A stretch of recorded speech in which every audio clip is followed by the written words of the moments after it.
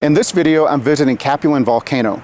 You'll also learn my recommendation on if this park is worth visiting. You'll learn the thoughts and the answers from a longtime park ranger of 5 questions that I asked him. And remember, if you like this video, please click the like button and subscribe to the channel. It will help me continue to make videos like this one and videos about trees and how to help save them.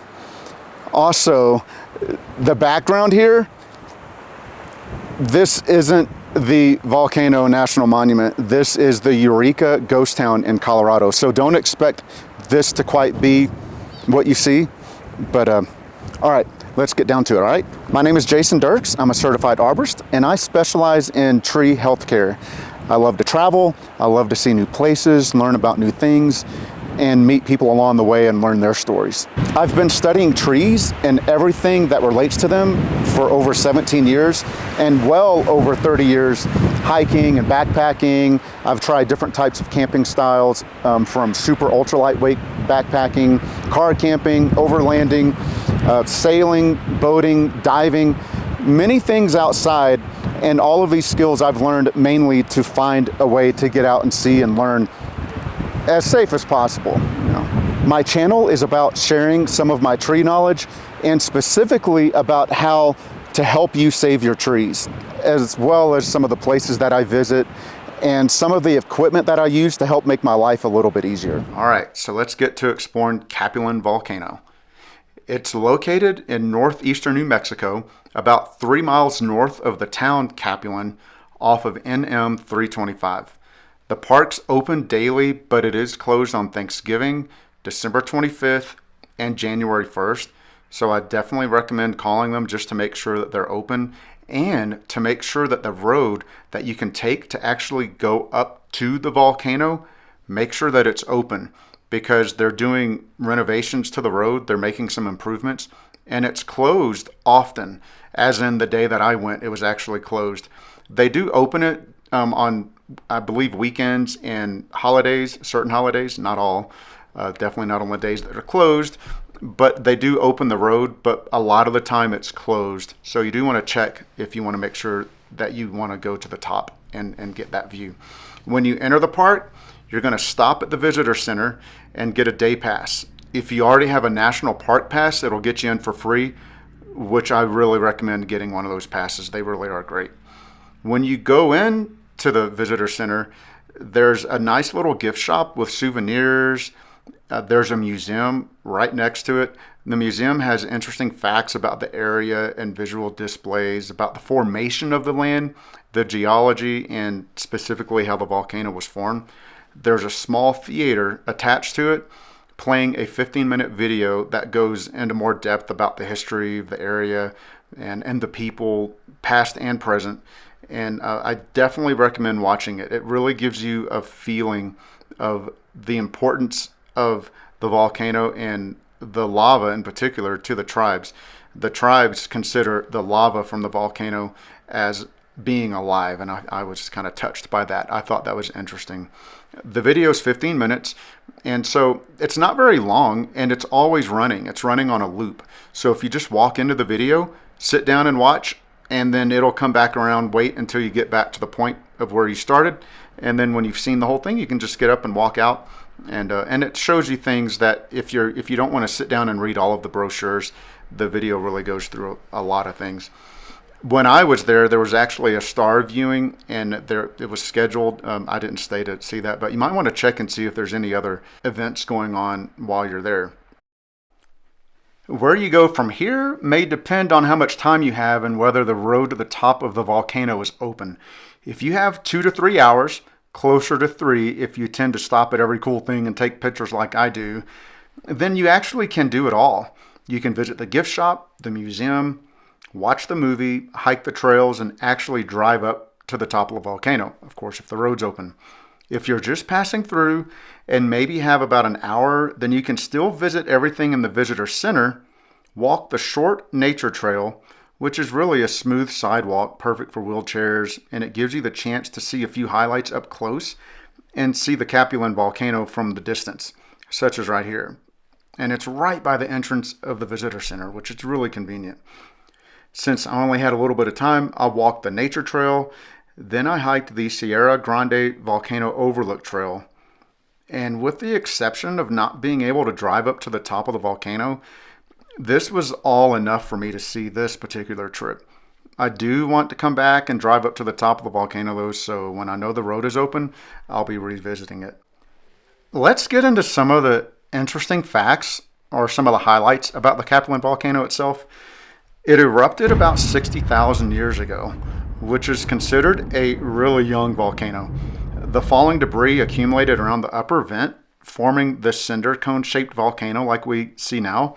And one thing that I find interesting about it is that the shape has this slope that you can see, and it's believed to be partly because of the initial eruption and the initial lava flow, that the second, third, and fourth lava flows all came from the base or the mouth of the volcano. It's also called the Boca, and it's spelled B-O-C-A. Many believe that because that these additional lava flows did not happen typically out through the upper portion of the volcano, it allowed for things to settle and for it to create this slanted shape in the direction that the wind was blowing. And I just think that's interesting. It's kind of like a little snapshot in that moment of what the weather was doing. I also think it's interesting that there's these things called squeeze ups, and you can see them along the nature trail really close up, which is nice.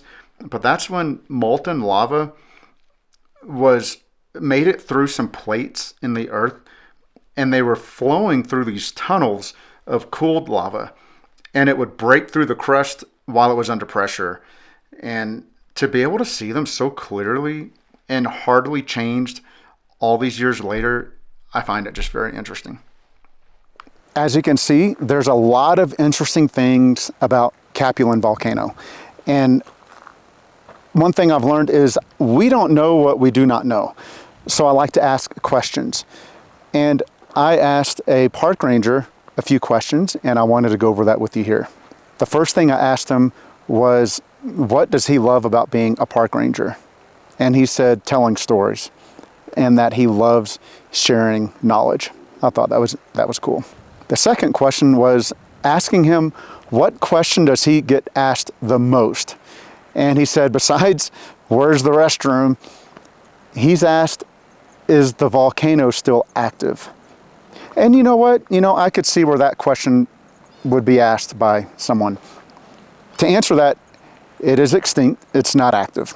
It's possible sometime way in the future or sometime maybe it could become active again, but there's nothing like that on the horizon at all. So it's extinct. I think it's pretty safe to go visit. The next question I asked him was, if someone is limited on time, what's the most important things that they should make sure that they see? He said they really should go drive up to the top of the volcano and see the crater. That's probably the best thing you can do. Next to that would be the museum and watching the video and hiking the trails. So it takes about 2 or 3 hours to do all of them. So if you've really got an hour, I think that's going to be, you're going to have to choose. The next question I asked him was, what does he find most interesting about the volcano? And he said that it was the way that they aged the volcano and that they dated it. They use helium, and they date the half-life of helium. And helium comes from the sun, and it breaks down, and they can date it by the amount of helium that's in the lava just a few centimeters down from the surface, because the lava is like a little moment, a little snapshot in time. And so with that, they can go backwards and date it. He and I talked about a few other things, and I just love picking people's brains about a topic and a subject. And the gentleman I talked to, they couldn't be on video, and that was not an official interview or anything like that. These were just questions I was asking them. But I really enjoy learning about people's experiences and what they like and what information they like to share the most. So what are my final thoughts and summary of my visit to Capulin volcano? I would say I really love looking back in time, and it's a great place for that. I learned a lot about volcanoes, things I didn't know. I didn't know that helium came from the sun, and there's other things, but That's what visiting new places and seeing new places does. Would I recommend visiting the park in general? Absolutely yes. Would I recommend going when the road is closed to the top of the volcano? That's debatable. If you're passing by and it's right there along your way, I think it's worth going and checking it out and going to the museum and walking a couple of little trails. But if you're making a trip, I would say wait. I would say wait until that road is open to go up to the top of the volcano and do it all together at one time. I wish I could have gone to the top of the volcano, but I'm glad that I went, and I didn't know that it was closed because I might not have gone, and I'm glad that I did. It's not all the time that I'm passing by, and maybe that's the same for you. I mean, how often are you passing through New Mexico? Maybe you live close by, maybe it's often, but if it isn't, you might want to just stop by real quick and take a look. But if you have the options of going when you want, I would say certainly save it for a time that you can go up to the top of the volcano. All right, so what do you do if you have more questions? You go to their website. The website is www.nps.gov/CAVO. Check their website out. You might want to check on hours and if the road's open. All right, that's going to wrap up this video about the Capulin Volcano National Monument. If you like the video, click the like button and subscribe to my channel and click the bell for notifications of when new videos are posted. I really appreciate it, and doing any of those things helps with the YouTube algorithm, and it helps me and the channel continue making videos about things like this, as well as sharing some of the tree knowledge to help people with their trees. If you'd like to see some of the tree issues that I saw while cruising around downtown Austin, click this button here and that'll take you to the video. Thank you so much for watching and supporting my channel.